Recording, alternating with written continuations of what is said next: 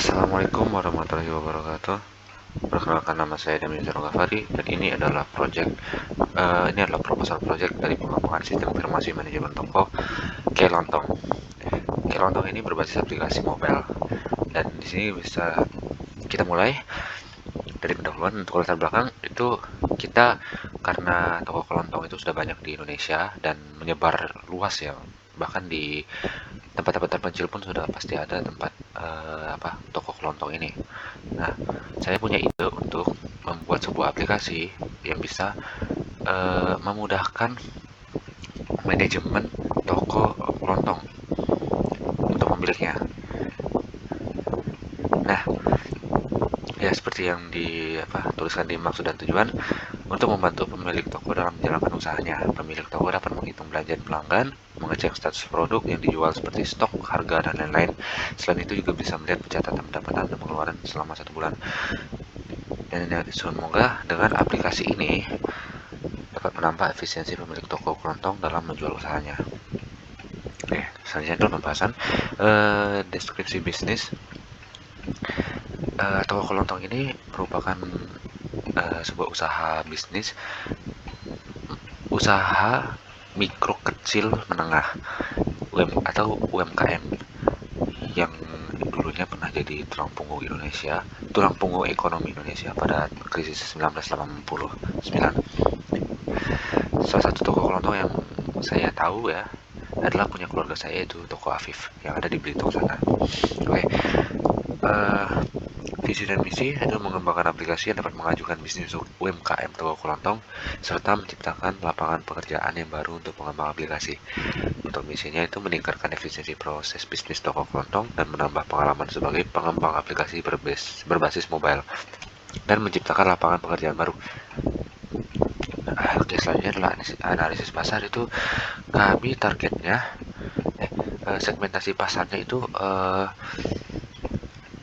untuk umur tuh beragam ya, dari remaja dewasa sampai dewasa. Lalu untuk targetnya itu pemilik toko kelontong yang belum menerapkan sistem informasi dalam proses bisnisnya. Selanjutnya adalah analisis pesaing. Aplikasi ini memiliki pesaing, yaitu salah satunya adalah aplikasi Tokoku yang memiliki kelebihan penjualannya tidak hanya terbatas pada barang sehari-hari, namun bisa juga sebagai barang elektronik, eh, fashion, dan lain-lain juga. Selain itu juga mereka terhubung dengan media sosial sebagai media promosi.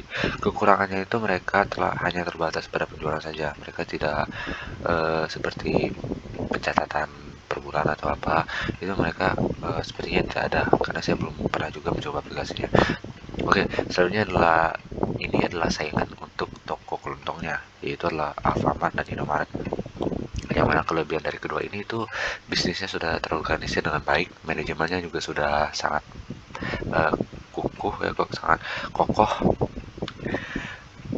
Lalu kekurangannya itu barangnya terkadang lebih mahal daripada yang dijual di toko kelontong terkadang, dan tempatnya itu luas juga, jadi tidak bisa ditempatkan di tempat yang terpencil.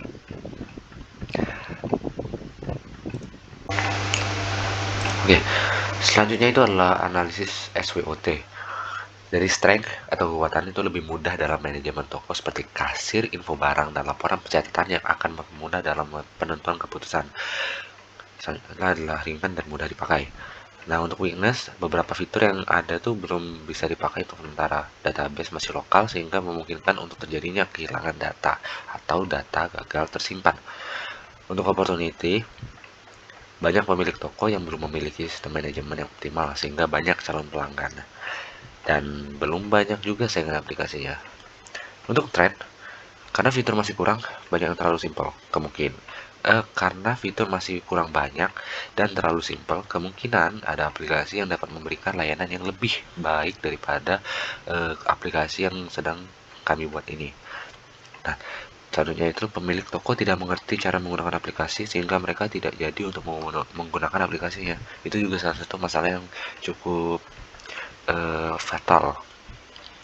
Oke, selanjutnya adalah strategi pemasaran untuk penamaan merek aplikasi ini, yaitu Kelontong, didasarkan pada kelontong yang huruf K-nya dipisahkan dan kata kelontong serta dari kata kelontong serta e-nya yang dihilangkan diganti menjadi strip.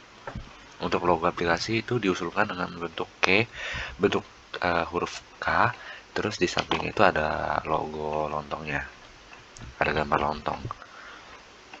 Dan aplikasi ini bisa di-download di Play Store tapi belum bisa di App Store karena belum mensupport iOS. Pemasaran digital itu kami menggunakan website company profile yang menggunakan fitur pemasaran yang ada di Google seperti Google Ads. Selain itu juga membuat channel YouTube yang menjelaskan tentang detail aplikasi, cara penggunaan, dan fitur-fitur yang ditambahkan di update yang akan datang. Kami juga mengiklankan di media sosial seperti Instagram, Facebook, dan yang terbaru sekarang yaitu Threads.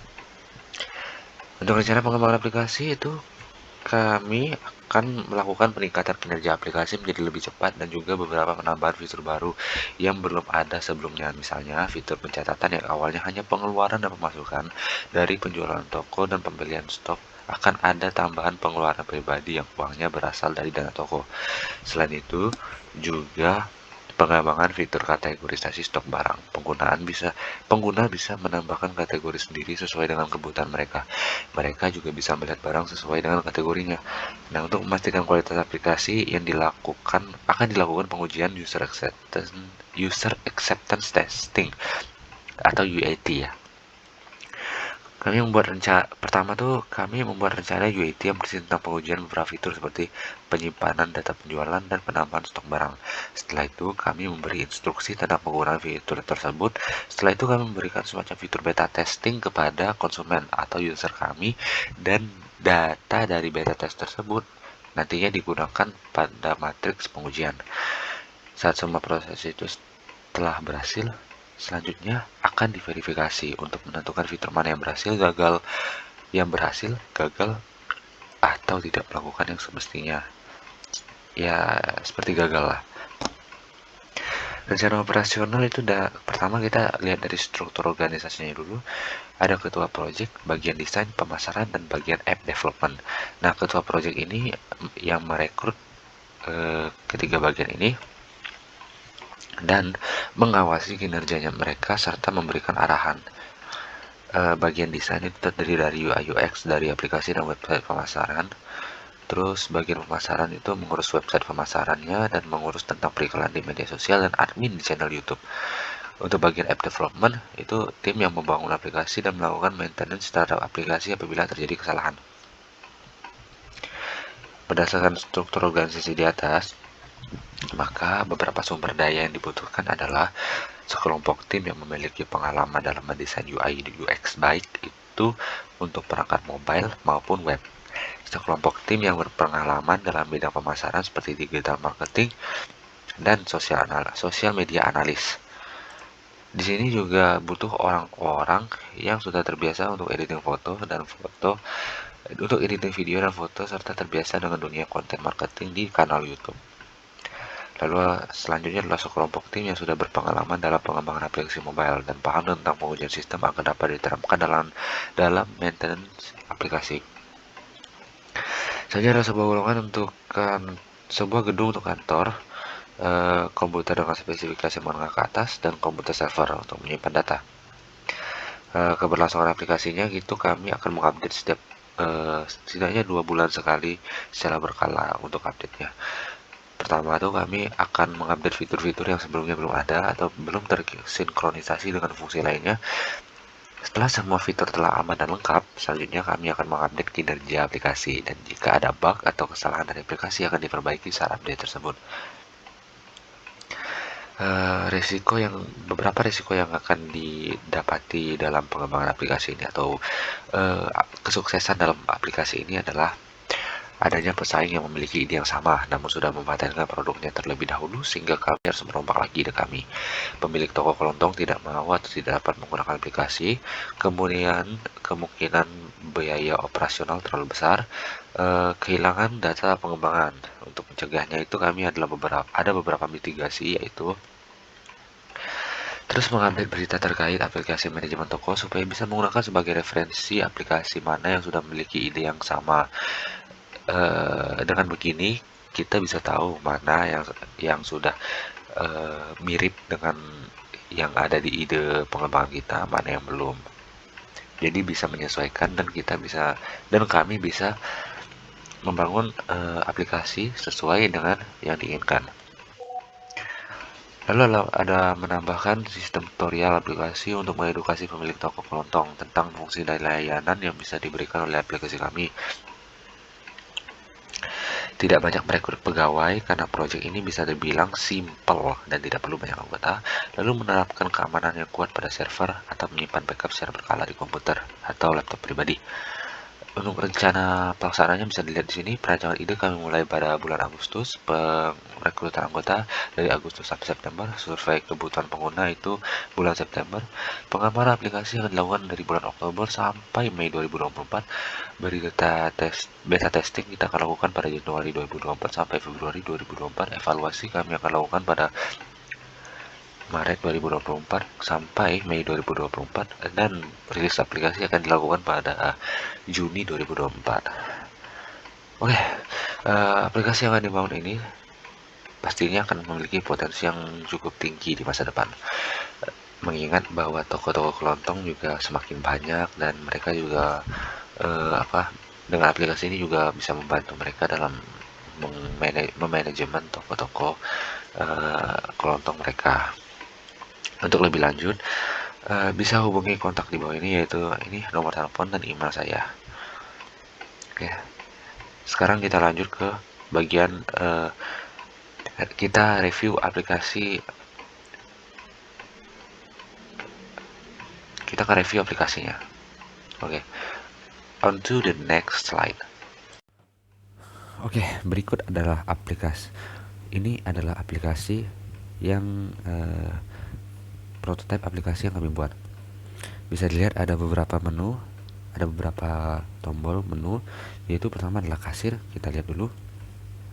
Di sini kita bisa melihat untuk milih barangnya. Ini kita coba Tenggo ya. Jumlah barangnya misalnya 3 atau 3 ya. Jumlahkan. Nih di sini ada total belanjanya. Di sini ada uangnya berapa gitu. Misalnya dia punya uang 20.000. Nah, selanjutnya kita bayar. Nah, kembaliannya 2000 karena 18.000 dikurang 20.000 itu 2000 kan. Jadi ini ada kembaliannya. Konfirmasi, kita simpan. Oke. Selanjutnya adalah list barang. Ini hanya demo saja, jadi semua fungsi-fungsinya belum terlalu terkoneksi satu sama lain. Di list barang kita lihat, kita bisa lihat list barangnya itu ada Tenggo, ada Masako dan sabun. Di sini ini yang ada angka 12 di ujung ini itu stoknya, ini gambar, di bawah tulisan Tenggo itu adalah kategorinya. Oke, kita kembali. Fitur selanjutnya itu ada catatan keuangan. Nah, di sini misalnya tadi ada Tenggo kan, walau ini salah input tadi. Jadi di list penjualan nanti tampilannya seperti ini, ada barang, Tenggo, makanan itu 100.000 untuk pengeluarannya. Nanti di bawah sini ada untuk pendapatan atau pengeluaran lagi. Karena ini hanya demo saja, jadi tidak banyak yang bisa ditampilkan. Fitur-fitur lain belum ditambahkan karena ini hanya demo saja. Beberapa fitur penting sudah ditambahkan, kasir, list barang, dan catatan keuangan. Untuk tambah stok, pengaturan, dan profil belum ditambahkan. Oke, sekian presentasi proposal dan aplikasi dari saya. Kalau ada salah kata, tolong maafkan saya, dan kalau ada kurang, tolong dimaafkan juga ya. Wassalamualaikum warahmatullahi wabarakatuh.